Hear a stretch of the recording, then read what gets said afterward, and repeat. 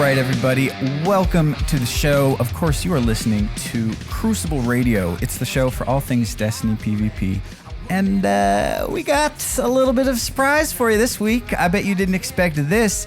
Joining us today for the whole episode, it's the one, the only, Destiny's official #1 community guy, Deej. Thank you for coming on the show. Good to be here. And of course, I brought my very special friend from the live team. Oh man, this is so exciting. Joining us, not just Deej, it is the one, the only Derek Carroll, aka Mantis. Thank you for coming on the show. Hey, thanks for having me. Welcome. Thank you for being guys here. I know we're in hardcore crunch time with Rise of Iron. I say we as if I'm not just I've got so much to do. Just collecting planetary materials. But to get started, why don't you guys tell us a little bit about the teams you work on, your responsibilities. What's a day in the life for Deej and Derek? Well, I'll go first. Speaking for Deej, we are getting ready for PAX. We are working on the final moments that we'll share with the community before the launch of Rise of Iron. Today's a crazy day. Today, my personal Twitter account is silent. Although I did kick off the mystery as to who we're talking to on the microphone just now.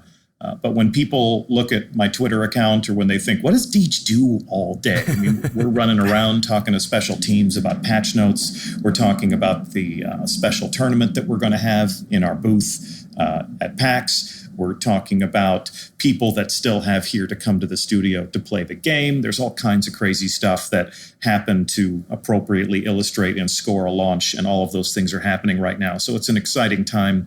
It's amazing how many different times you can change the subject of conversation over the course of an 8-hour period.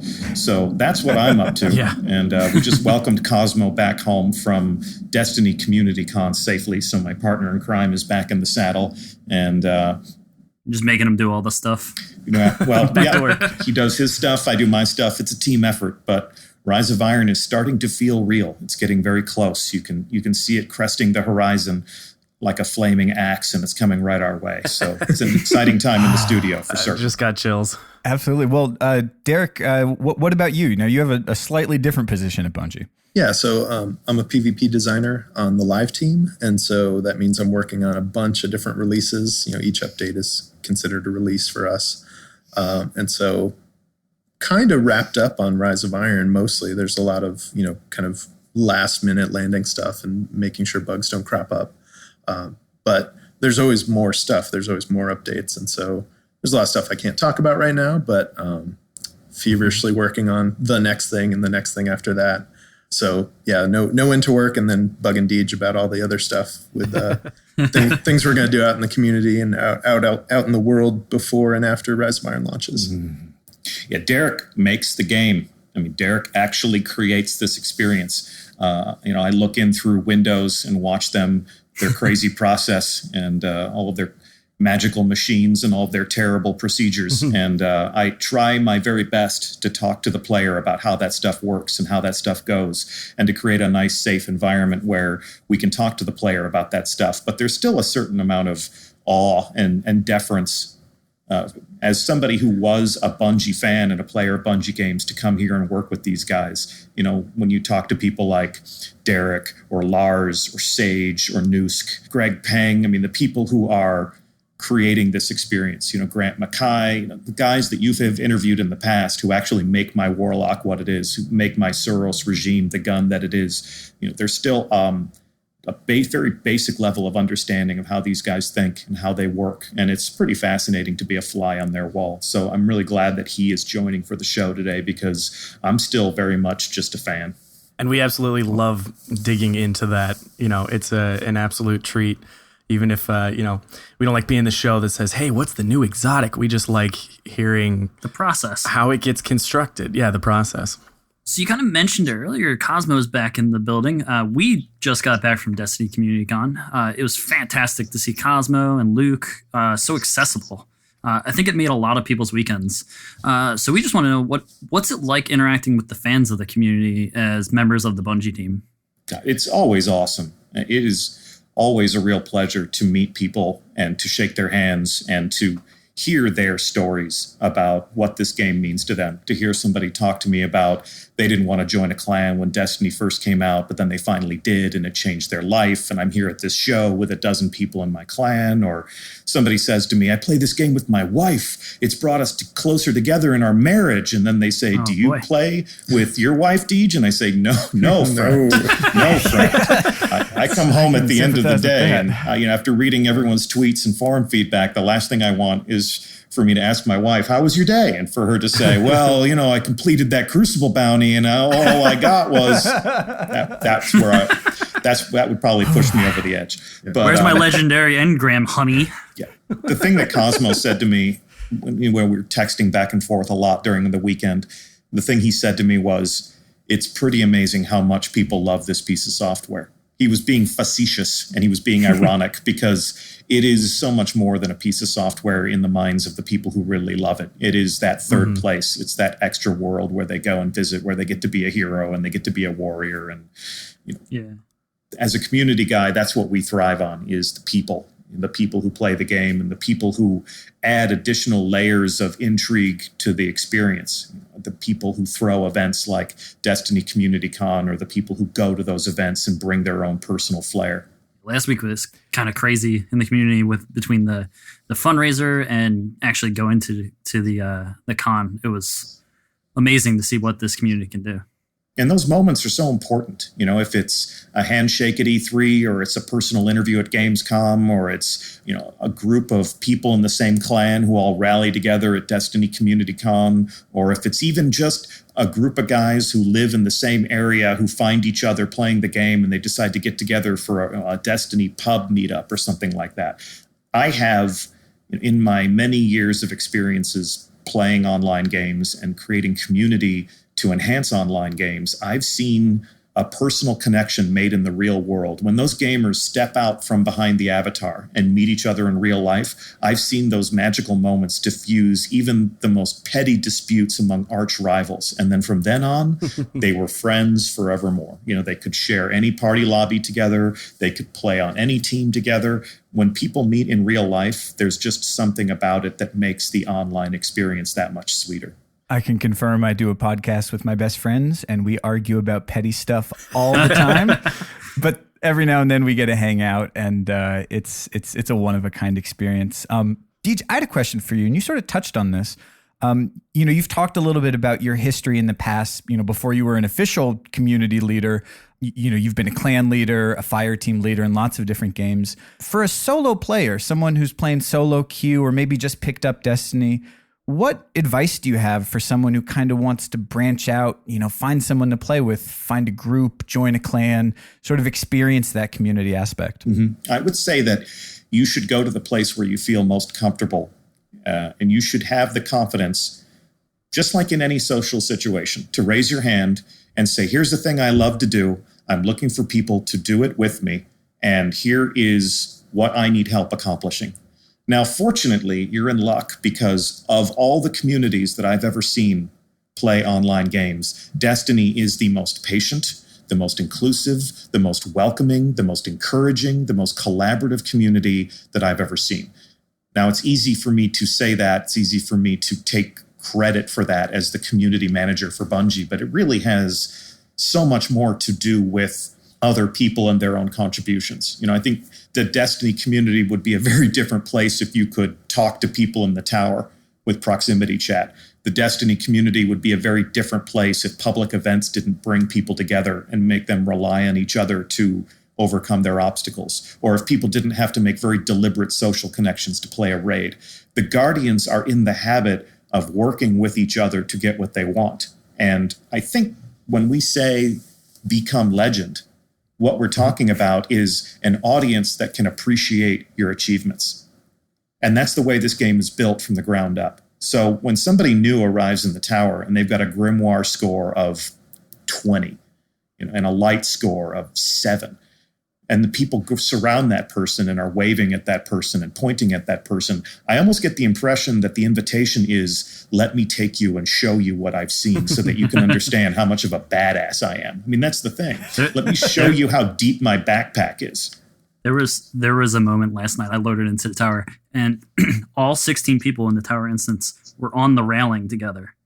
And obviously all 16 of us aren't like in the same. So I just like load in and I like start to walk to like the postmaster, and I'm just like, wait, why is everyone behind? Oh, we're all just like posing for. So I like posted a photo on my Twitter, just being like, oh, what? I joined in. It's kind of like just a great way to describe the community. They're just like hanging out in tower together.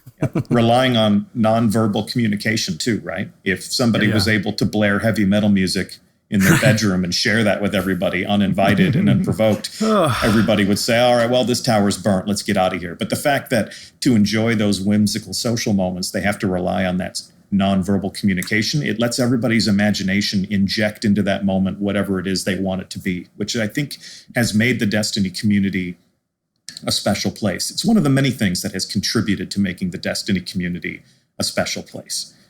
And there are so many different forces for good. You know, if you hear Gathalion and Broman talking in their panels, they said when Destiny launched, could they make the Twitch directory a place where everybody was encouraging of each other? It's been said that, together everyone achieves more. I'm sorry to sound so cheesy, and I know that's a motivational poster, but there is some truth to the fact that if people are encouraging of each other, and if people do allow each other to succeed, that's more success for everyone to enjoy and to sort of pass around and to share. That's what community is.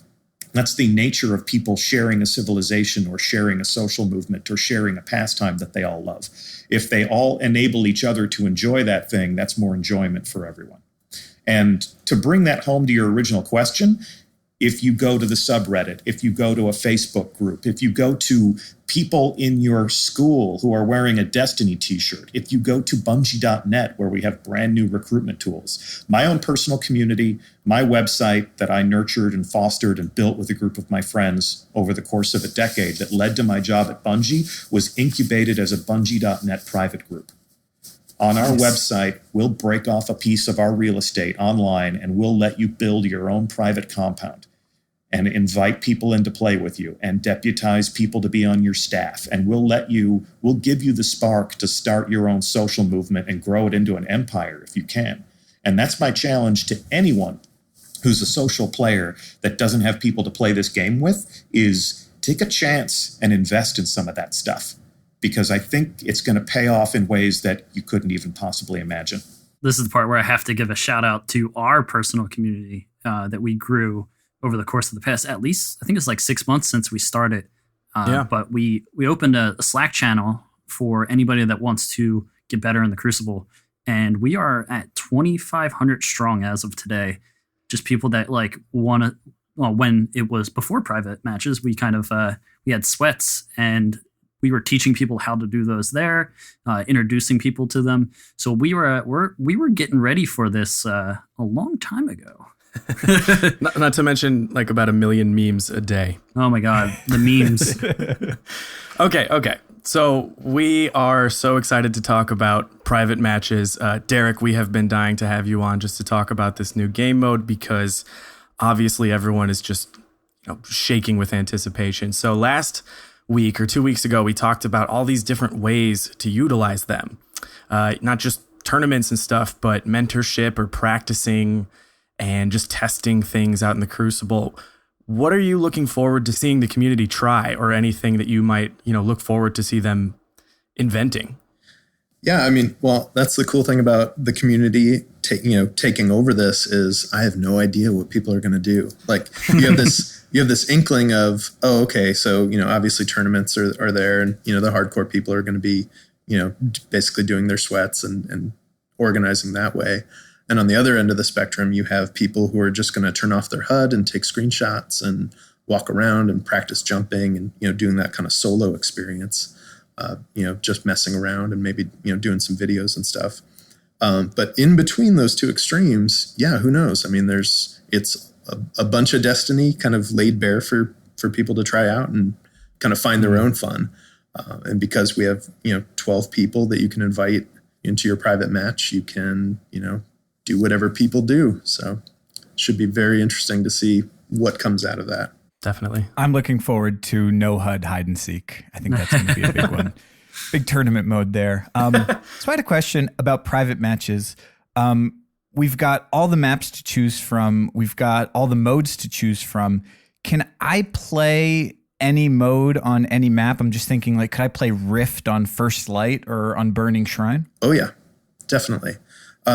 Yes, any map, any mode. So if when we tested that, because we weren't sure if everything was going to work when we were in development. So we did a game of elimination 6v6 on Bastion at night. Oh, perfect. I had to ask. Perfect. Yeah, with vehicles turned on, with light, power advantages turned on. And that was insane. And it was a lot of fun. And that was kind of like, okay, we're good. We can do this. How long did it take to make it out of the first round? Not long. I mean, we saw the tiebreaker. With pikes involved? Yeah. We saw the tiebreaker twice. But yeah, mostly it was a lot of people getting run down by interceptors, and just part of it is the disbelief that you're doing this. It's like, what? But then, and then kind of like, I have to take into account, this new dimension of the sandbox. It was pretty crazy. So not a lot of the maps are built for Rift, so you had to go back in and like kind of figure out Rift spots, right? Basically, in Destiny, all the maps are generally set up for every game type in terms of the assets are there and they'll import and it won't crash and things like that. In terms of being the best Rift map, less of a guarantee.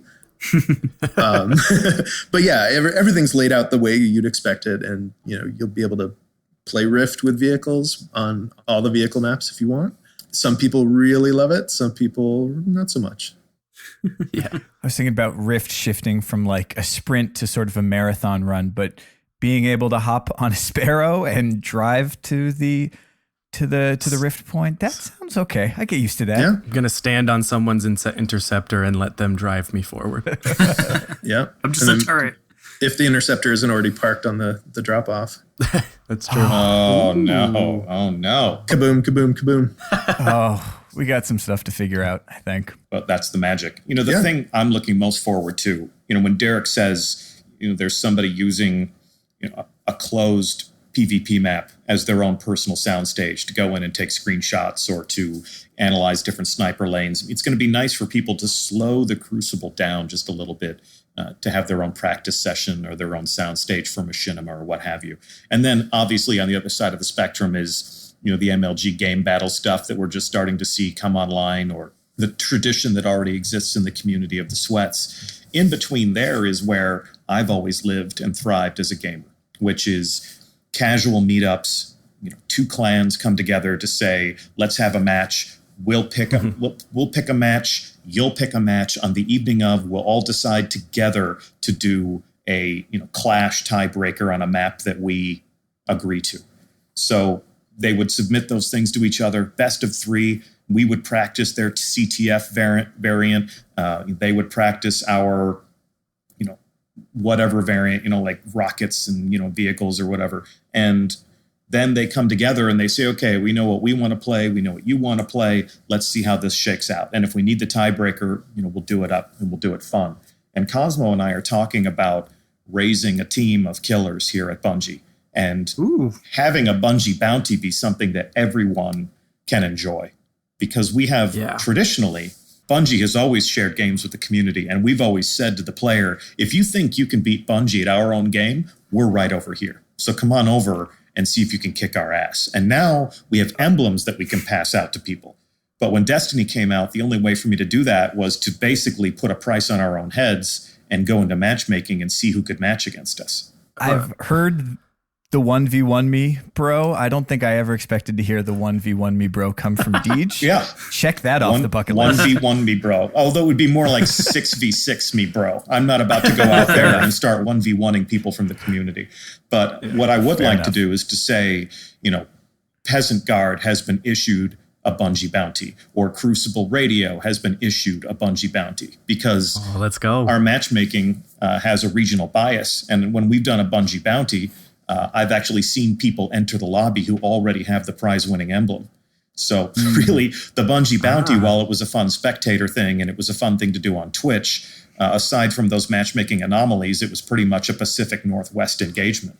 because we were deferring on the regional bias in the interest of connection quality. So, even though people think we don't do that, I have the evidence to the fact that we actually do favor connection quality enough that I've had to fight the same people in Bungie bounties over and over and over again. So now to be able to say to anybody on the planet, we'd like to meet you on the field of battle that we created and see if you can best us there, that's going to be something we're going to have a lot of fun with. So last night, I actually ended up playing Control on Burning Shrine, and it was the first time I'd seen that in a while. I got really excited, and I realized that now that's sort of what I can do all the time. So we know that there's certain maps and certain rotations, obviously with Rift, and there's the Iron Banner maps, so to speak. Are you guys interested in looking at private games, seeing how they develop, and would that possibly affect the playlists we see in standard matchmaking? Sure, yeah. If we notice, we'll have the data from all these matches. If we notice that one mode and map combo comes up, 100% of the time, we would take a look and figure out why that is and, let that guide our actions. Okay, Crucible Radio listeners, play Sky Shock Elimination as many times as possible so we can get it into trials. Good luck with that. So we've seen the new private matchmaking interface pretty much at length at this point. A lot of great YouTubers, great people going out to Gamescom, but not as much for actually selecting and loading into a private lobby. Can you talk a little bit about the process? Will I need to enter as a fire team with everyone who will be participating in the match, or can someone join in? Yeah, we have join in progress. So, the way it is, it's a private match, and we call it that because it is your private match. And so only people who can join your fire team will be able to. So if you have your privacy settings to anybody, then theoretically anyone can join you. If you have it invite only, then that's how it'll be. So you can launch into the match solo if you want to, and then just wait for people to join in progress. And that will work. That will work. For tournaments and things, obviously, you'd want to wait till everybody's present. I'd probably argue about the settings a little bit, then launch it. And so when you select the private match node from the director in the Crucible, it basically just takes you to a special orbit screen that has that extra button on it that lets the fire team leader select the options. Yeah, you can almost hear the lobby chat right now. Like, hey, turn on light, bro. Yeah, bro, turn on light. It's like, no, my brother-in-law's here. Nighttime. My brother-in-law's here. He's got your one weapons, man. We said no light tonight. It's like, okay, fine. Bye, But he's not coming tomorrow night. What am I going to do with this matador? So we're essentially the fire team that you're in and the private lobby that you're in, those are going to be 1-to-1. So everyone who's in the lobby is in the same fire team, and breaking up into teams from there is just sort of a switch within your one big fire team. Yes. Yep. Yeah, there's a little right bumper, left bumper thing to switch teams. And only the fire team leader is going to have control over those interface options. It's not going to be collaborative or combative, as the case might be. Right. Everyone can see the options. You just roll over the name, like on any playlist. When you roll over the thing that says control or whatever, it'll show you what those options are. So same thing with private match. You get to pick which team you're on. So if you're flipping back and forth, someone will tell you to knock it off. Again, it's your friends, it's your fire team, so you should be able to, gently distract them into doing the right thing, probably. Gently boot them from the fire team. Yeah, they can be booted from the fire team for sure. Most certainly. Oh, good to know. The guy who keeps delaying the countdown clock. Yeah. It's like one more time and you're out. Yeah, those you're getting booted countdown. Okay, so it's been very clear that these are private matches, not customs, so to speak. We're not playing Fiesta mode like the days of old. And we do get to control things like time of day and things like that, but we can't enforce just melee only or weapon bans or something like that. Mm-hmm. Can you talk about the decision process with that? What determined what features were able to be altered by the players? So one of the things is Destiny is greater than the sum of its parts. It's a whole game, and if you start pulling out bits, it becomes less of a unique experience. And so we're not super interested in playing a version of Destiny without super energy or without, heavy ammo or things like that. So those kinds of options add a ton of work and not a ton of benefit, in our opinion. Right. There's certainly people will want to customize their experience down to the tiniest detail. And that kind of, interface and all the testing that goes along with it is very, very, very expensive, having done that sort of thing before in the past. So, we wanted to get the biggest bang for the buck. We wanted to get it out in front of players' hands and not wait years before we had this feature. So we wanted to kind of give you the full Destiny experience as much as we could under your control.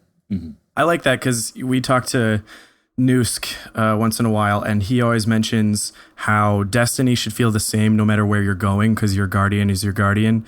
That's why you don't have a totally different use for shotguns in PvE versus PvP. And it sounds like private matches are still going to be a continuation of that universe. I'm still my Guardian and nothing drastic has changed. Yeah, and you're still going to get rewards too, right? I mean, a little bit. I've always liked, when there's going to be weapon parts, there's going to be daily Crucible bounties. So with the reward system comes that living sandbox. I always liked the metaphor that when you start kicking design pillars out from underneath a structure, eventually that structure is going to cave in. So the fact that Destiny is this unified ecosystem has always been extremely important to us. That said, we've seen a bunch of gentlemen's and ladies' clauses where people wave off the heavy ammo. So we know that everybody's going to go in there and customize this experience on their own. People are going to say, let's not use certain components of the sandbox, and all of that is there for them to cultivate their own unique experience.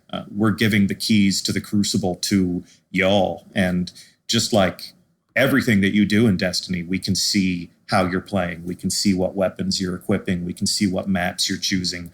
We'll be able to tell, looking at the data, what is the most popular type of private match. So if everybody is playing Clash on Icarus, that will inform us as to the behavior of the player. Whereas, back in the day, as you said before, people could go off on their system link or on their, couch co-op, and we had no idea who those players were. We had no idea what they loved the most about the game because, something like PAX, something like an internet forum is going to acquaint you with a very important component of your community, but it's not everyone.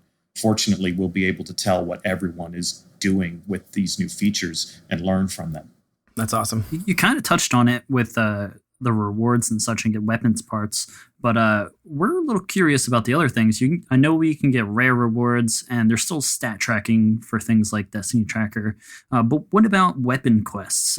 First thing that came to mind for me was the Imprecation quest, and just sitting there and just like grinding away at that. And is that going to be something that you can complete in privates?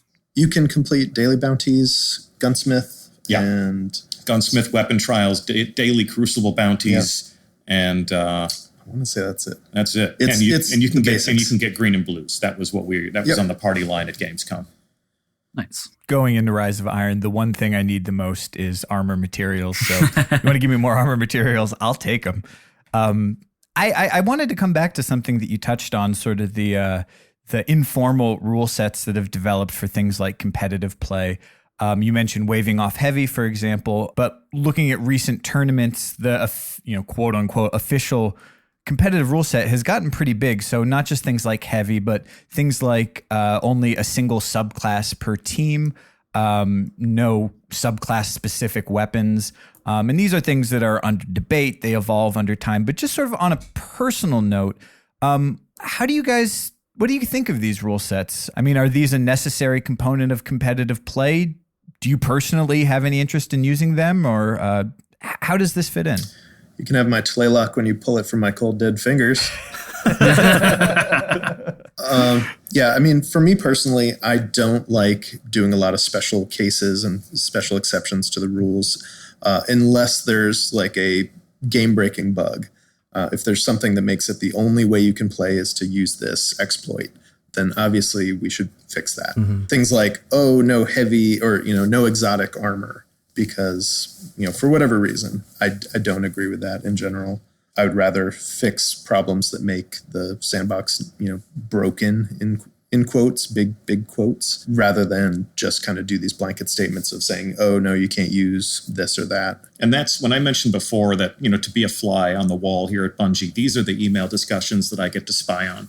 And that's how much these guys care about the sandbox and the state of the Crucible and the competitive arena in the game. Is if it's so broken that we need a gentleman's clause, perhaps that's something that we should pay attention to. Perhaps that's something that we should fix. Yep. So they are designing a sandbox and in a game that can be played in a competitive environment that we want people to believe in. We want people to believe in what happens enough in Destiny to be curious about who's the best. And every single expression of Guardian power is something that really identifies and defines those characters. I love my heavy ammo. I love my belt-fed heavy machine gun. And if someone told me that to participate in a tournament that I couldn't use that stuff, I'd say, well, this tournament isn't for me. I like to play Destiny. I like my Nova Bomb. I like my, I like my Bretta Marts. I like my Bretta Mart stand. These are the things that, that's usually what happens is as a game becomes more competitive, they start stripping elements out of the game that I like the most. They never needed a professional Warthog driver, which is why I never went MLG. It's a shame, really. It's a shame. They should. I mean, that should have been a thing. That would be. I would have been Dale up in that. I mean, I think you touch on an interesting thing. For a long time, the competitive scene has really just been focused around this one game mode of 3v3 skirmish. It's very fast paced. And a lot of the rules, for better or worse, are definitely sort of oriented around the particulars of that particular game mode and the preferences of the small group of people who actually want to go through the rigmarole of trying to do matchmaking today. So I think I'm going to be excited to see just a big question mark put next to all of that when all of a sudden we have the ability to play things other than skirmish and we can start bringing in other game modes and new people too. Mm-hmm. Yeah, definitely. I mean, the bar to entry is going to be much, much lower now so that anybody can try it out. Anybody can do a 2v2, whatever game mode they want and just, decide that that's how they want to play. And then, maybe invite their group into that. And maybe that catches fire. I don't know. You talked about it a little bit earlier where locality and finding people that are same together in the same parts of the country. They started this sweat community, kind of people just matching up all over the world and kind of doing these competitive modes without the support of like private matchmaking. Was this something that was on your radar from the get-go? And did you take any measures to preserve it? So like not changing too much about the way things work? I would say we did the opposite. We noticed and we were like, should we smash them? And then we said, no, we should not smash them. Let them play. Let them play on. Because, your first base animal instinct when someone breaks your system is to punish them. Punish the interloper. Why are they doing this to my beautiful thing? And then, you take a deep breath and you're like, oh, well, they're not really hurting anybody and they're doing this competitive thing. That's actually pretty cool. So I would say the classic modes like really, really helped. Sure. It kind of took those really super heavily populated game modes and made it easier for them to find a place to do that. So thank you. And Derek's comments about punishment, definitely speak to our desire, kind of like from Tron, to create the perfect system. But I can tell you that there was an extreme amount of excitement and enthusiasm when we first saw the sweat community come into being, and you saw guys like Kevin Giannis, you saw guys like Lars or even Derek, and people kind of honoring that and saying, I spent the whole weekend watching this tournament. And I mean, this is how we learn what we created, is when we see the way people behave inside that machine. This is how we understand our audience. And as a company that creates software not to balance your checkbook, but to entertain you, unless you're using Destiny to balance your checkbook, in which case I'd love for you to send me a case study as to how to do that, because we're always interested in celebrating emergent behavior.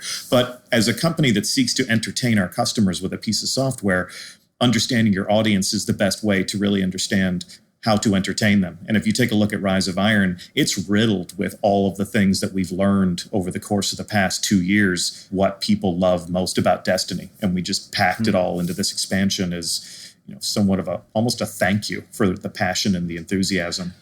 Well, I don't think any of the Crucible scientists we know have quite figured out how to balance their checkbook quite yet. But we do know that a lot of people are really gearing up to start hosting some tournaments, because, this is what everyone's so excited for. And with the release of private matches, you guys also put out some limitations on things like prize pools and entry fees and, sensible things like that. What was the motivation there, and what kind of things can players expect if they're going to compete in a sort of official tournament? Yeah, I think they should expect that they'll have full control over how that tournament is run, who gets to play. Like I said, we're handing the keys to the Crucible to you, and you can drive that vehicle at whatever experience you can envision, given the rule sets. In terms of the competition license that you can find up on help.bungie.net, that was basically just to create a baseline for interaction. I think that is our responsibility as a company that develops these systems, is to set some expectations for how players can interact with each other. At the same time, we're going to explore partnerships with different organizations. Game Battles and MLG have already announced their own tournament, and they're driving players to come to their website and register their teams. I think it's important that we create brightly lit avenues that people can travel so that they know what's going to happen and they're participating in a sanctioned event.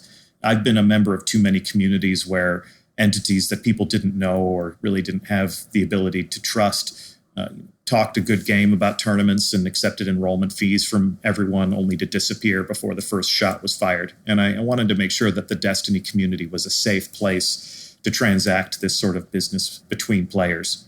And like I said, I think it's our responsibility to do those sorts of things. That doesn't mean that that's the limitation, that that's the hard, fast ending of any possibilities. If we know people and we trust people and they have an idea for a great tournament, we'll certainly have that conversation with them. But we wanted to create something that was a little bit more cultivated than the Wild West. Well, you might not have seen our press release, but we'll be in touch. We definitely want to throw a Crucible Radio themed tournament sometime in the future. But sort of thinking about the beginnings of a tournament culture, you mentioned MLG and Game Battles, some league play there, some tournaments as well. Kind of looking into your crystal ball, do you see a future where Bungie itself is going to be hosting, quote unquote, official Destiny tournaments and kind of being a venue for that competitive play?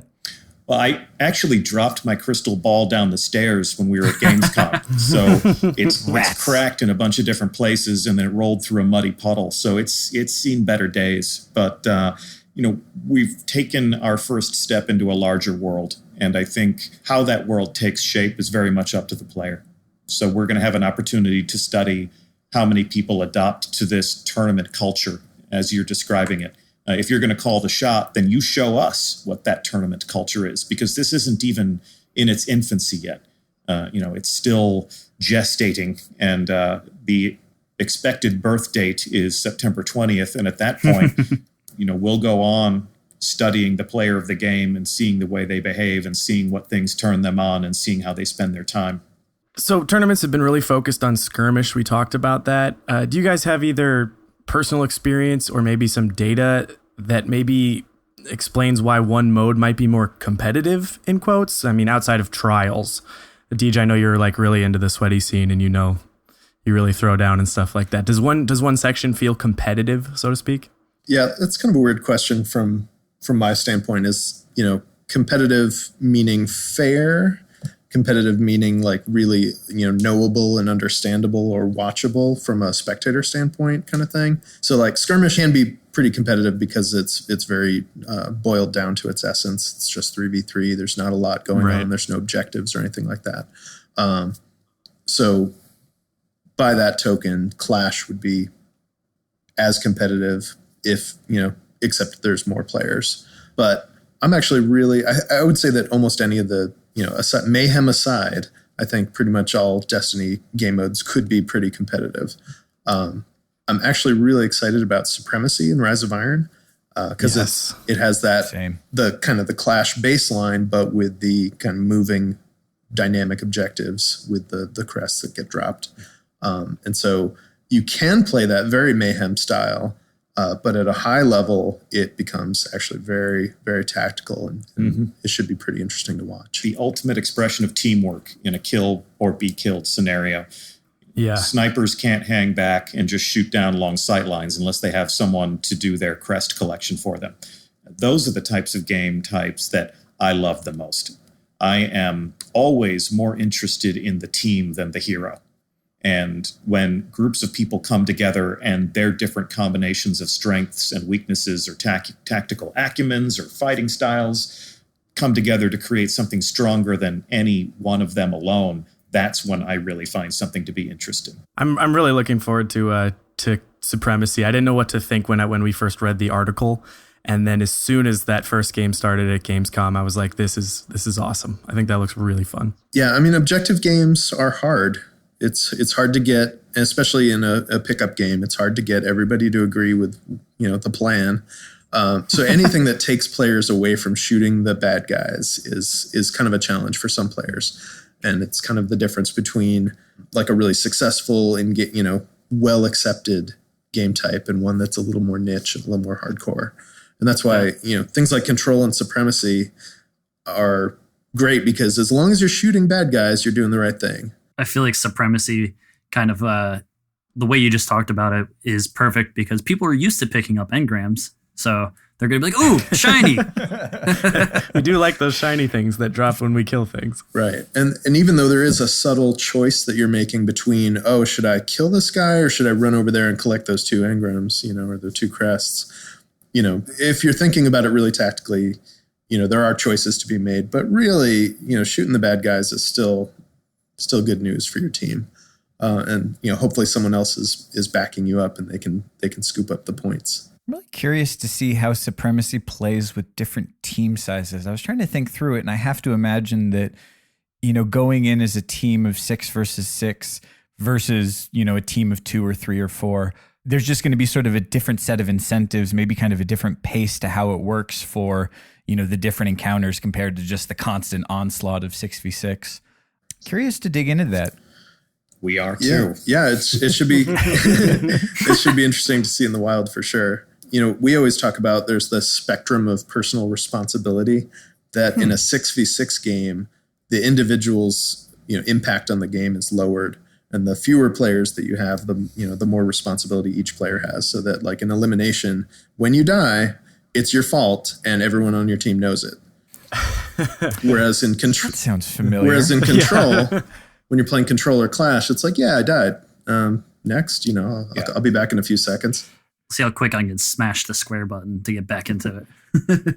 Yeah, so it doesn't matter as much. So kind of along those same lines, when you have fewer players in Supremacy, then each move matters more. Staying with your team matters a lot more, and it just can get a little noisier when you have 6 players, and kind of smooths out the rough edges. So I mean, this might be ancient history at this point, but could you talk a little bit sort of about the early decision making that led to the selection of 3 and 6? As the sort of magic numbers for team sizes in sort of the first round of Destiny playlists that we've played? Wow, that is ancient history. I know. Sorry. I know. History. Nothing that happened 2 years ago can be ancient history. 2 years ago? Well, I know we've been talking about Destiny for longer than that, but it feels And Rise long. of Iron is all about nostalgia, right? I mean, we're nostalgic. all I'm saying is it's funny how old Destiny feels to us. Our shared hundreds and hundreds of hours. Like I saw a statistic the other day for how many millions of minutes of live streaming people watched at Gamescom. It's like that's entire lifetimes that we have, shared together in this game. But anyway, I'm going to stop being philosophical and let you answer the actual question. 6v6 versus 3v3. Go. Yeah, I mean, so I would say the main thing is 3 is a great fire team size. It's a great team size. You can make a triangle. You can see the other 2 guys pretty well. It's like, I don't know if you've been in Vegas. If you have more than 3 people in your group, you are going to lose somebody. You are going to break up. You will never get to the elevator. You will never get to where you're going. But 3 is like a really manageable number for people. They usually fit in a car pretty well, and there's always something for someone to do. And then 6 is just a multiple of that. I would say anyone you ask on Destiny's team would have different answers for this question. But I think as a whole, when you think about like strikes and raids and Crucible activities and patrols and all of those things, 3 is kind of this good number for a small or intimate activity, and 6 turns out to be, through playtesting, turned out to be a pretty manageable number for the large thing. I think we have our poll quote from this episode. 3 is a good number. It can make a triangle. Well, I'm sure we'll find out. A lot of people are going to test size and the way these playlists will work together with 3s or 4s or 5s or 2s, all that. So we got a lot to look forward in that discussion for sure. But I'm curious, was early, since we're kind of like thinking about early on or even in the development of Rise of Iron, were there any game modes that you kind of experimented with for Destiny that sounded great on paper but were actually really terrible in practice? No, nothing I do is terrible. It's all gold. Wow. Wait, what? Oh, wait a minute. No. Nicely done. Yeah, no, it's I write in pen. Never make mistake. No. I would say game development is full of dead ends and little failures and setbacks and things. And so I think the main thing is we don't spend a ton of time chasing down, kind of dead ends. So, you try something, hey, here's this idea, let's try it, put it in front of people, oh, that was terrible. Why would you ever do that? Usually, I mean, we have some experience doing this. So our ideas are generally not, utter flaming dumpster fires. So usually it's more of a case of, hey, that was a really cool idea, but it would be really expensive or time consuming or require some resource we don't have in order to polish that to a state that Bungie would be happy shipping. And so in the case of Destiny, what is great is maybe that feature or that game type or that whatever it is will come out in a future expansion. Because in the past you would say, hey, that's not going to make this boxed game. And you might as well just forget about it because, we're going to start all over for the next game or something. Or we could see it in like something like Crimson Doubles, like how that kind of showed up out of nowhere. Yeah, exactly. I mean, we're always incubating kind of new game types, new ideas, and kind of finding a home for them. One thing that the community can really relate to also, if you've been around for long enough and paying attention the way you guys do, is it's been an interesting case study to see the evolution of Iron Banner. The first time Iron Banner shows up, we made all the right promises about Iron Banner. On paper, it was going to be a game type where your light truly mattered, where the champions from the raids would come in and dominate the Crucible. And basically, people's response to Iron Banner was, I couldn't tell if my light made any difference in here at all. And so we went back to the drawing board. We tried some different things with it. Mm-hmm. A couple of Iron Banners later, we actually took the Crucible design team and dragged them out on Twitch to say, all right, let's go. Let's see who has high light. Let's see who has low light. And we were giving the community very deliberate pieces of evidence to show that the feedback had been received. We went back to the paper we used to design Iron Banner, made some essential changes, and now Iron Banner is one of those hotly anticipated events month over month over month. The community can anticipate when the next Iron Banner is. If I haven't announced it, I'm starting to get the tweets right around the third week. When's Iron Banner coming back, man? And after that first Iron Banner, if you had told me that guy in the back of the tower standing in front of the flaming gong was going to be the main character in a future expansion, I would have said, no, man, Iron Banner's kind of a sore spot with the community right now. It's not likely that we're going to dress up this guy and make him the central figure of a future adventure. But the fact that, this thing, while great on paper, didn't execute perfectly the first time, they were committed to iterating on that. And they were committed to realizing the vision and the dream of Iron Banner through some pretty careful collaboration with the community and with each other. And now, Lord Saladin's the man. I'm looking at all that Iron Banner gear, and I'm gonna be hitting you up sometime and be like, hey, when is Iron Banner? Is it here yet? My warlock, aside from Voidfang vestments, and I've told you guys the joke before, I've never been on this show before because my entire approach to Crucible is, live, die, throw a grenade, repeat. So I love my Voidfang vestments. I love the way it looks. I love feeling like I'm strutting through the tower wearing a Persian rug, but that's the only thing on my warlock that is not Iron Banner gear. So I love when my character looks like a knight. Yeah.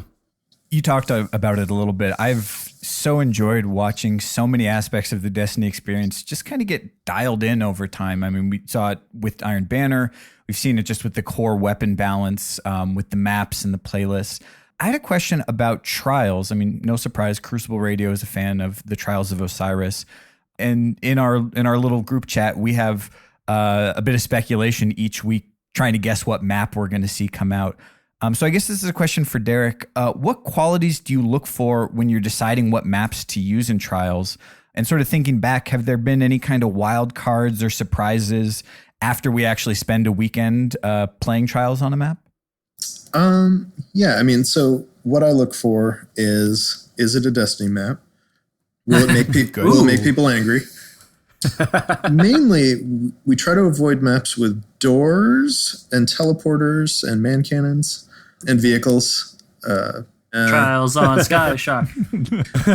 Well, that is an unanticipated benefit of private matches, is that I had to go back and make sure Trials worked on those maps, which it just wasn't set up. One of the original things was it was actually quite a bit of work to set up a new game type on the existing maps, and patching and the expense and size of the download and all that. So it wasn't set up on every map. But with Rise of Iron, Elimination, and the Trials cinematic stuff is on every map. So it could be anything now. So it probably won't, but it could be. All right. So I would say the map I was most surprised by was Cauldron. Seems like a perfectly symmetrical map, but it really isn't. And the timing of one team to the doors and to the middle is pretty off. And it just doesn't really make a good Trials map. There's a lot of sitting on one side of the door or another. There's just not as many play styles work with that map. And if you happen to get one side or the other, it's biased pretty badly. Although I would say the other surprise is that almost every time someone says that Alpha or Bravo has the advantage, the data shows the opposite to be true. So I'm not sure what it is. I mean, there's the difference between it feeling bad or like feeling like you have low ground and feeling like you're at a disadvantage. There's a big difference between that and, actually being at a disadvantage. So there's some interesting things hidden in the data there. Fortunately, we can use all three data points. We can use the information that we get from Bungie user research. We can get, the personal war stories that we see on forums. And then there are the, water cooler conversations that we have right here in the studio to the effect of, well, this is what happened to me last night. And all of those things factor pretty heavily in how we decide to spend our time, as you said, dialing in a lot of these different features. Yep. I was really satisfied when you did drop that knowledge in the weekly update about Rusted Lands having a pretty even spawn, because people were being mean to Rusted Lands, and that is a great map. It's the best map. And I have so much fun in that in Trials. Yeah. I really enjoy it. Well, and on the Crucible map ride along, they were talking about the fact that Rusted Lands is one of the most iterated on maps, simply because that's where they go to do most of their sandbox testing. When I first came here to Bungie, that was one of the first maps that I ever played Destiny on. It looked a lot different. We called it Factory back in that day, back in that ancient history 2 years ago, or 5 years ago. Rusted Lands has been sort of the headquarters of our playtest labs in terms of dialing in balance or understanding how new modes would play in a good environment. So you kind of touched on Trials a little bit. I'm curious, overall, have the changes between year 1 Trials mechanics and year 2 Trials, boons, etc., been positive? It's still one of my favorite game modes. You don't have to reveal any secrets, but have you considered any changes to Trials for Rise of Iron? We are not changing a lot for Trials for Rise of Iron. We obviously have new gear and new rewards and things like that. Basically, it's Trials is Trials.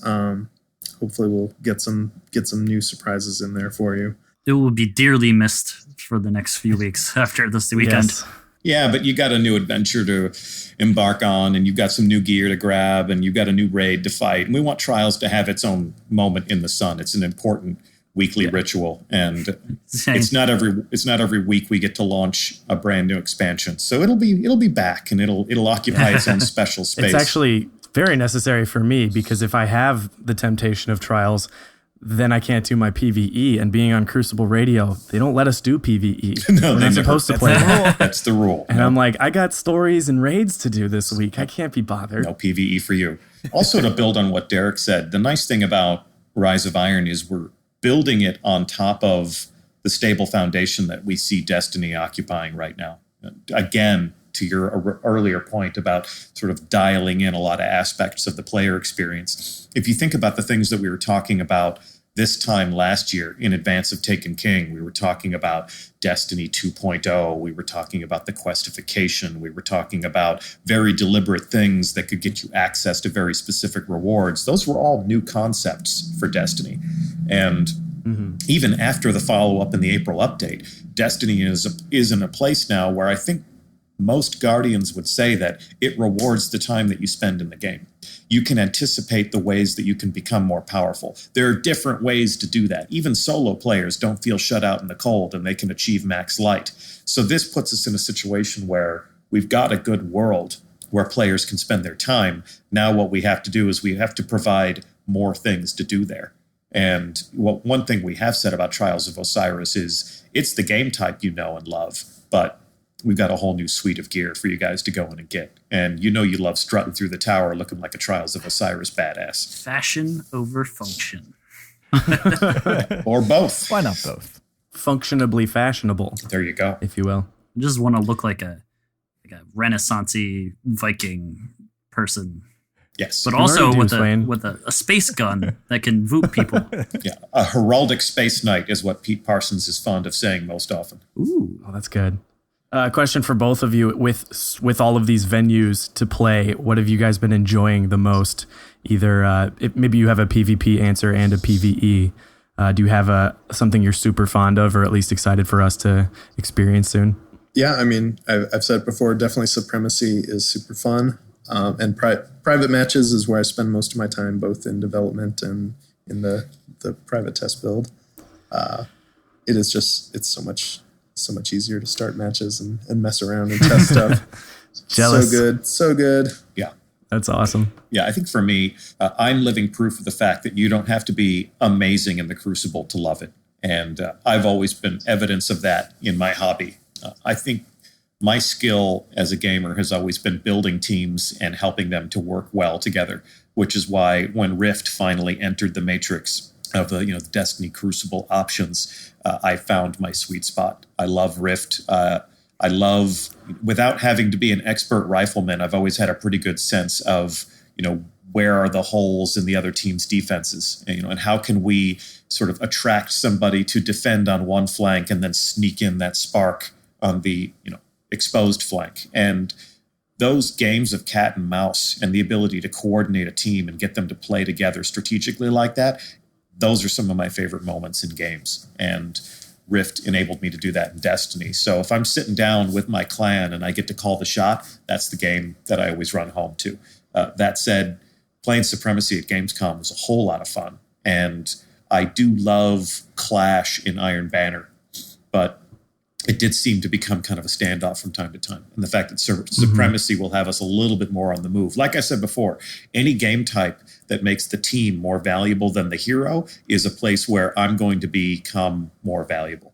I've always been a support player, and game types like that let me shine. And I have no guilt about admitting that fact. So if you're listening at home and you feel like a poser or a lurker because you listen to Crucible Radio and you're not amazing, just know that you're keeping company with your Uncle Deej. Well, and you've got some good company among the hosts of Crucible Radio. I'm terrible. Any promises? Oh, I just love Destiny so much. Yes. Last question. Here's the deal, guys. We like to look good. And I am so excited for all the stuff we've seen in Rise of Iron. I'll actually say I also like to look uniquely terrible, like when we got all the chroma. Oh my. I've gone to airplane such helmet. lengths to find the ugliest combination of things I could put together, but just having so many new options, especially with ornaments, they look amazing. Like just seeing all the different ways you can color Hawk Moon, different materials you can use on the new armors.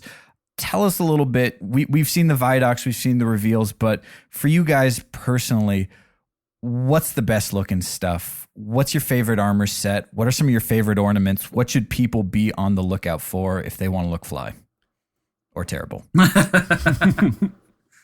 Well, there are 3 different armor sets that accept the ornaments. So you can ornament your Trials set, your Iron Banner set, and your Raid set. In terms of what to be on the lookout for, man, that's the experience of being a Guardian. That's the player experience of playing Destiny is going out into the wild frontier, doing badass stuff, making things explode, fighting for your life with your fire team, and be on the lookout for special rewards that will make you look awesome. So we've shown everything that we can show about ornaments before the game launches. And we've said everything that we can say about it. But you're going to have a lot of fun tricking out your character. You've got a lot of options. Chroma is still around. We've got ornaments now. So there are, as time marches on, more and more and more ways for Destiny to be a creative expression as to who you think is the ultimate badass, as much as it is giving you new and fun ways to explore and to blow stuff up. There you have it. From Bungie, from Crucible Radio, the best way to win is to look good.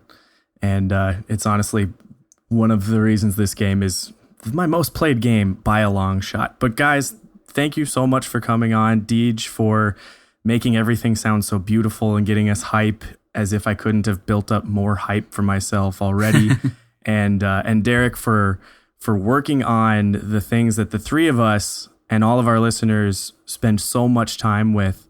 We are all hardcore Destiny folk. We play every aspect of this game, but obviously we feel like the Crucible is a special place, and you've done a lot of work to make that an extremely special space. So thank you very much for coming on the show. Thank you. That's awesome. Thank you, man. Absolutely, guys. And we'll be watching. So good luck in your efforts to spin up that tournament culture. Do us proud and inspire us to make it even better over time. You heard him, folks.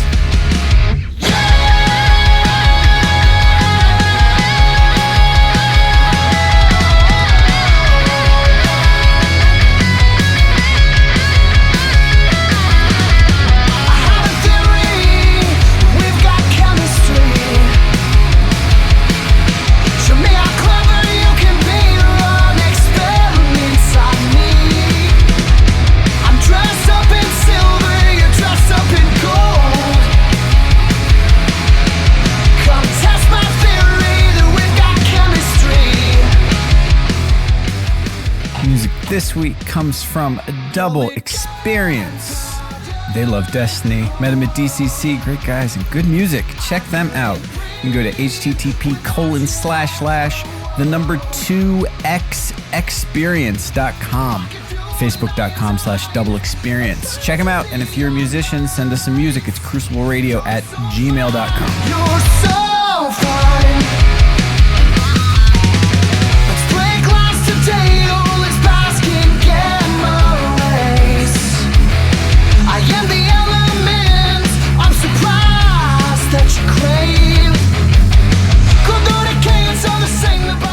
All right, everyone. Well, I hope you enjoyed our interview with Mr. Deej and Mr. Derek Carroll.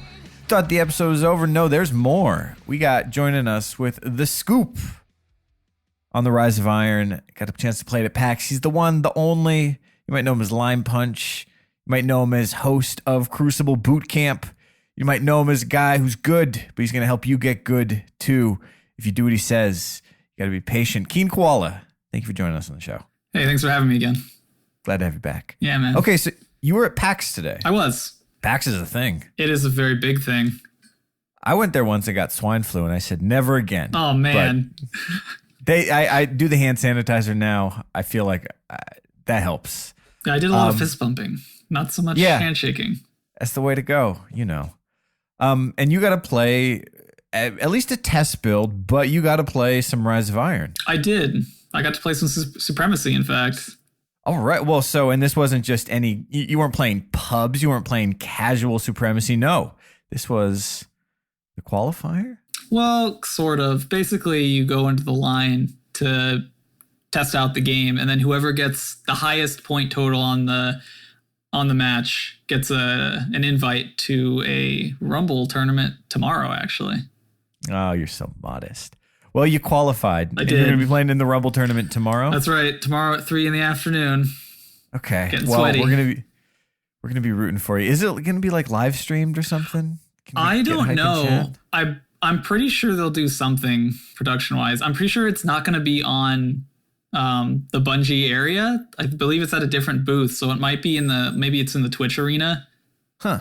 I'm not sure where it is. I need to double check before I go in the morning so I know what's up. Well, by the time this episode comes out, we will know what had happened. Yeah, hopefully it'll be if me it got winning. recorded. We have to assume that's the only way this could possibly go down. Oh, the prizes are so sweet too. I actually saw the prize pack. I want that pin, man. You got to get that pin. Which pin? I don't know. Is it the tricorn? Is that the one you want? Yeah, that's okay. the one. Yeah. Well, a guy can dream. That's right. So you got to play some Rise of Iron. You got to try out a lot of these new weapons. I right? did, yeah, and definitely see some new perk trees going on too.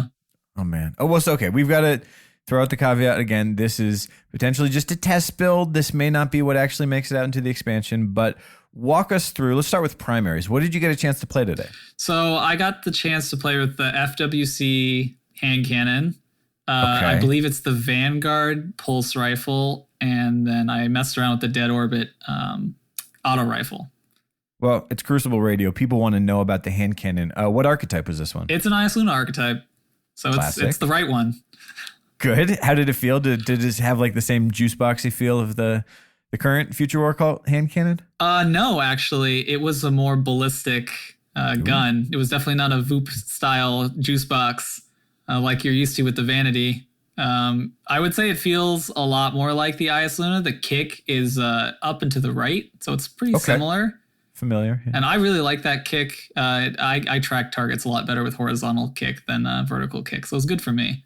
Now, just thinking about hand cannons, with against the current meta, how did it feel hand cannon wise? Did you feel like you had some range on it? This is going to be all anecdotal because I don't know what is going on their private test client, but it felt to me like I was firing at max rate of fire a lot of the time. And it felt like I wasn't as affected by bloom as I would with my IS Luna or even with my last word. And that was interesting to me because all the guns that I got to test, none of them were leveled. They were all base stats. No perks. Yeah, no perks. I saw the perk trees, but no actual perks unlocked. All that was unlocked on the hand cannon was True Sight. That was it. Wow. And I was getting within effective range, max rate of fire, 3 headshots in a row. Whew. So, and it felt good. It felt good. Okay. Crispiness confirmed. Yeah. What about the pulse? The pulse was a Hoxha archetype, and it felt exactly like you would expect a Hoxha to feel. Fair enough. This was the Vanguard pulse. Yeah, it might have been the Crucible pulse if the Crucible coloring is like blue and orange. I haven't looked too hard into the upcoming loot, but it's either Vanguard or it's Crucible. One of the two. Okay. So a pulse rifle Hoxha archetype. Yep, the standard 25 to the head, 17 to the body. And this is, of course, unleveled, so no stability perks, no counterbalance. Yeah, it had pretty good base stats, though, and it felt solid. Like, I didn't feel like my guns were kicking a lot, even though they didn't have any perks. Now, what about this auto rifle? I feel like we might have seen the Dead Orbit auto rifle in some of the other YouTube videos released against this test build. Yeah. This is the one that sounds great, right? It sounds super great. Sounds like the end of the world. Yeah. And it's a Haakon's Hatchet archetype, so it's an 88-8. That's rate of fire over impact. So it's 20 to the head, same as you would hit with a Monte Carlo. It felt really nice. Most auto rifles feel really good, especially when you use them in effective range. So I was satisfied with it. I'm just not a huge fan of auto rifles. You gotta expose yourself too much to get a kill. Fair enough. Well, I'm gonna pick one up just so I can hear it. I can unload it a couple times before I switch back to whatever the hand cannon of the month is.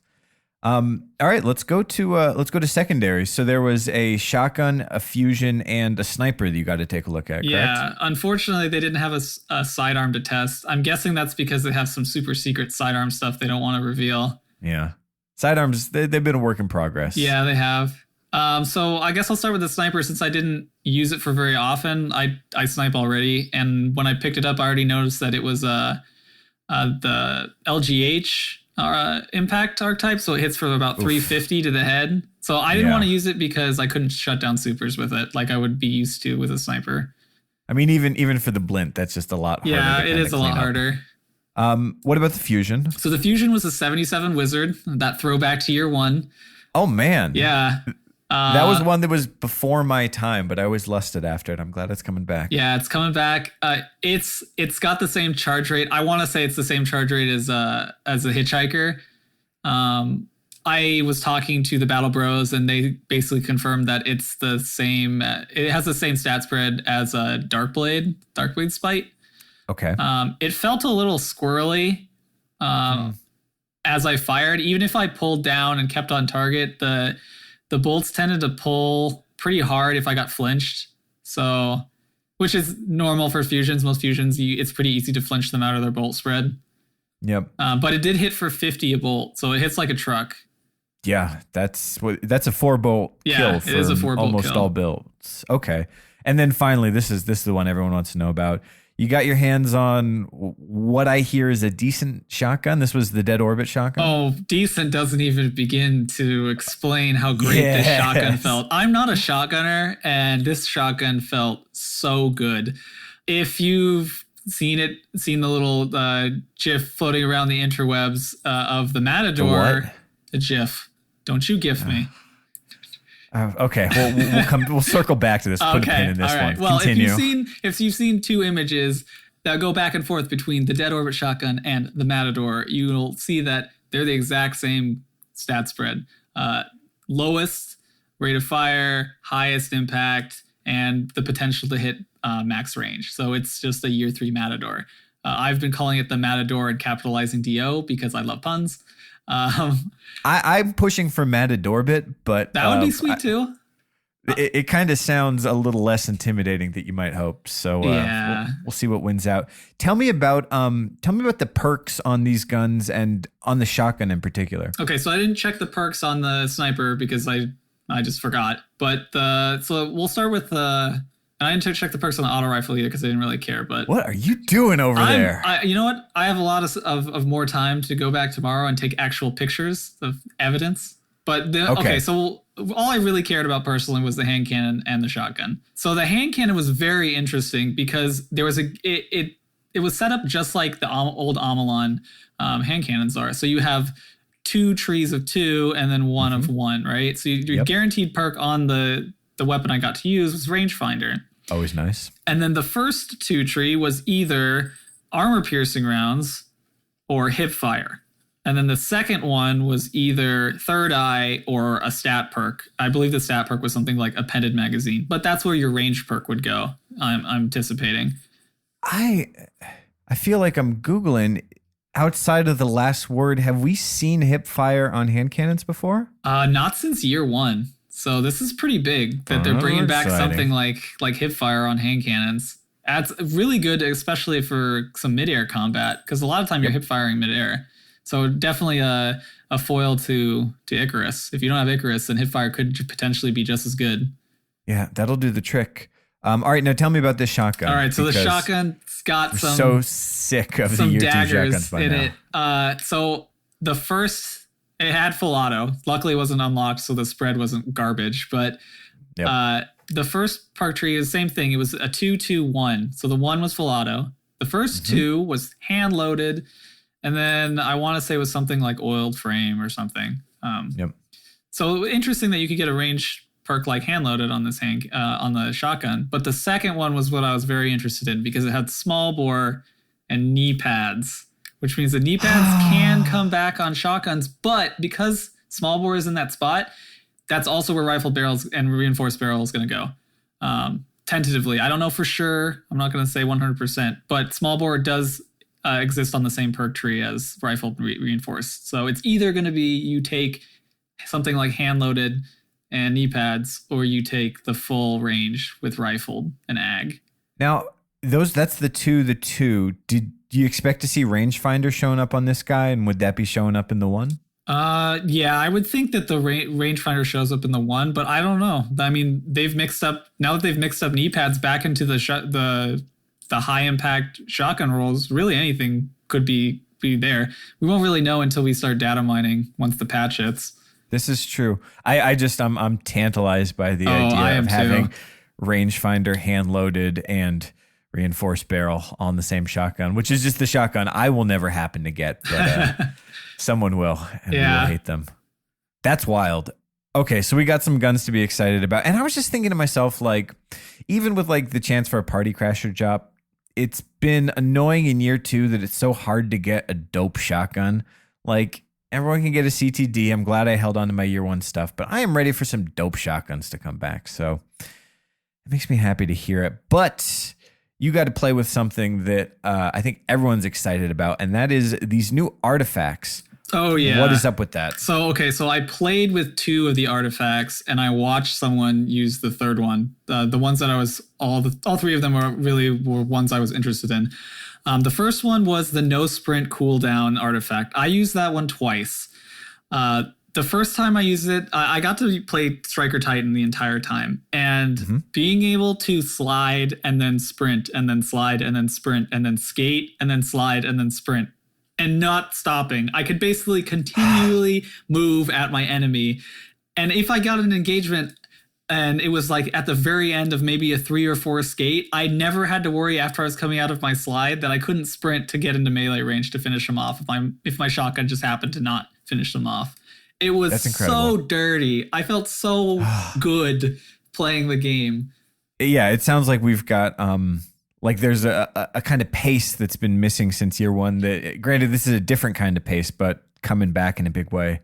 It was definitely not quite so much a pace, but like the rhythm that you could play the game at was so much smoother. Everything felt like you could chain one action to the next and to the next, as opposed to with the old sprint cooldown where you had to play around it. Maybe you ran higher agility to do more longer chains. Now it's just like you put it on, you don't need to worry about it. You're just worried about getting in the proper position to snoop boop someone.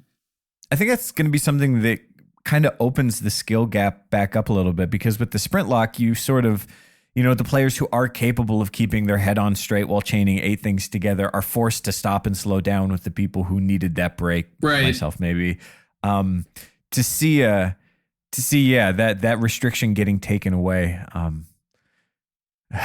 We'll see if that makes it into the expansion in its current form. I hope it does, because it was a great way to play the game. That makes me happy. Okay, let's get through them. That's the one I want to try. But what other artifacts did you get a chance to see? The other one I tried was the highlighting one, similar to some of the Suroscopes and the Jade Rabbit. So it highlights your enemies, weakened enemies in red, and it highlights enemies in super in yellow. And the highlight is very bright. It's pretty obvious to see when someone is got a super. And it was pretty interesting because I was playing Striker again, and I would know, hey, there's a Stormcaller in front of me. He has a super. I can just wait for him to pop it and just shut it down. It was a lot easier than having to game the system where, the level is glowing and you sometimes you can't tell in the middle of things. With the artifact, I knew, this guy has a super. I'm just going to wait for him to pop it. And I'm going to punish him for it. It was easy as that.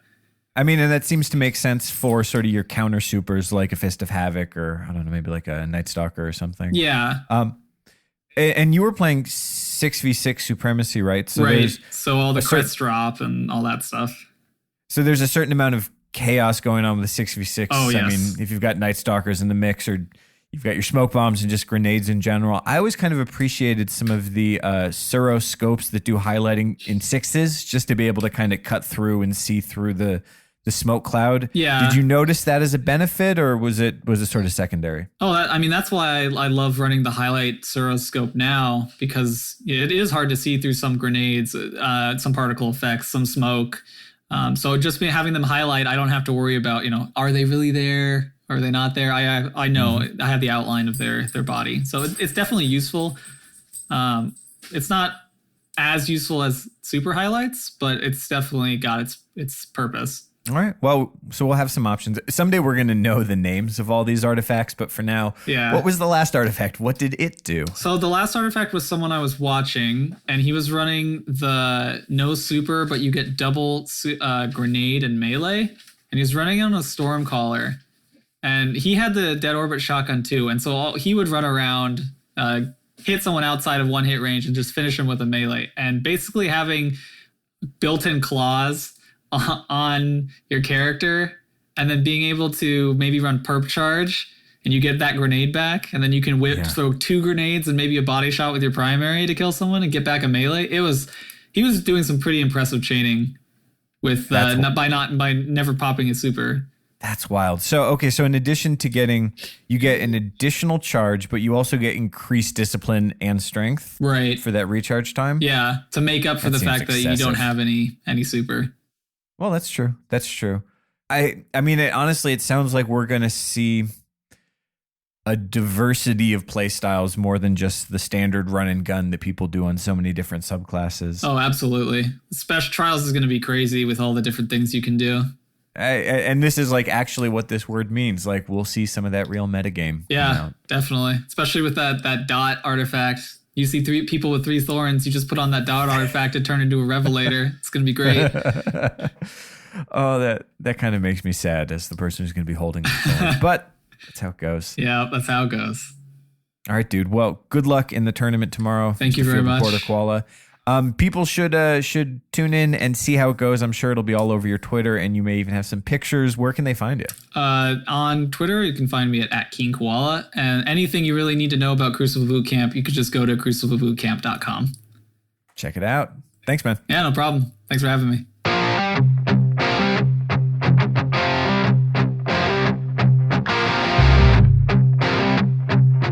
Wow. Okay. Every time we do these episodes, I need like 8 minutes to 10 minutes to 2 hours to process after those interviews. Thanks again to Deej and Derek for showing up. And we got some Crucible Radio news for you as well. Control Freaks. You heard of them. We've talked about them. And now you can go through us, get a discount. Type in Crucible and purchase some Control Freaks. What are Control Freaks? They are covers for your thumbsticks that make you play better and make the controller way more comfortable. If you've never listened to the show before and you just turned in for the Deej and Derek interview, these things are so awesome. I use a combination of galaxies and close quarter combats. They're both mid heights, and basically I have like big hands and the default sticks just don't feel well. And they helped my sniping game, and they just helped me be able to play for more than half an hour without my hands cramping. So Crucible, put in the code and try them out. They're awesome, super affordable, and it's like the best thing you can do on an instant level to improve your game. You got to make sure to check out our YouTube as well. We've got some exciting stuff coming out there. You can see a video put together by our very own Green and Gold covering DCC, Destiny Community Con. And I got to tell you, I was in a burger restaurant ordering something other than a burger because I live in California and that's how burger restaurants here work. And I started watching this video. It just came out of the blue. I teared up right there in the video. It's touching. You get to see some of our friends. You get to see this amazing event that happened. So check that out. But Swain, there's going to be something else on our YouTube also from Mr. Green and Gold. What do we got coming? Going out the same exact day that this drops. So if you're listening to this on Monday, head on over to our YouTube, crucibleradio.com. It'll be on the website too, so you can go to crucibleradio.com. But Crucible Radio on YouTube, I am dropping Solar Flare 2, my second montage. Woo! Yo. I've seen it. That's it. I go vooping. Yeah, that's I've seen it too, and this shit is lit. And if you didn't know about Solar Flare 1, it's got thousands of views because it won Moment of the Week because Swain basically said, I'm taking Sun Charge and making it the thing to do for Sunbreakers. And I'm serious. Like when you started doing that, Swain, you just started seeing it in the Crucible. Everywhere. It was like you started this trend and the montage was dope. And the sequel is too dope to explain. Too dope for words. Too dope to cope? Too dope to cope. Too dope to cope. And seriously, like subscribe to us on YouTube, man. We got some cool stuff coming out. Yeah, we're about to go heavy on the Rise of Iron coverage. Oh yeah. Oh yeah. Oh, we got guests lined up for the next couple weeks. Whew. Stay tuned, guys. Go check out the last couple episodes. They were barn burners. Check out the next couple when they drop. You can always subscribe. You can find all the stuff. We're just plugging it not because we want you to see it. It's just good, and we think you'll be happier if you watch it. So go to crucibleradio.com. Get the good stuff. Subscribe on iTunes, RSS, all that. It's all there. Follow us on twitter.com/crucibleradio. And stay tuned. And we love you. Yeah, we love you lots. We love you. Go watch that DCC video. You're gonna see the love and you get a little choked up. Seriously, I mean, we're still riding that hype of Destiny Community Con, and we wish it's something that everyone could ever experience. We understand that it's not as accessible, but we do want to say for everyone that we met and everyone that listens and everyone that just tuned in for the first time this week. This is like an awesome part of our lives, our real lives, and not just like a side project. We really do enjoy doing this, and we love being able to do it week after week. So thank you again. See you next week.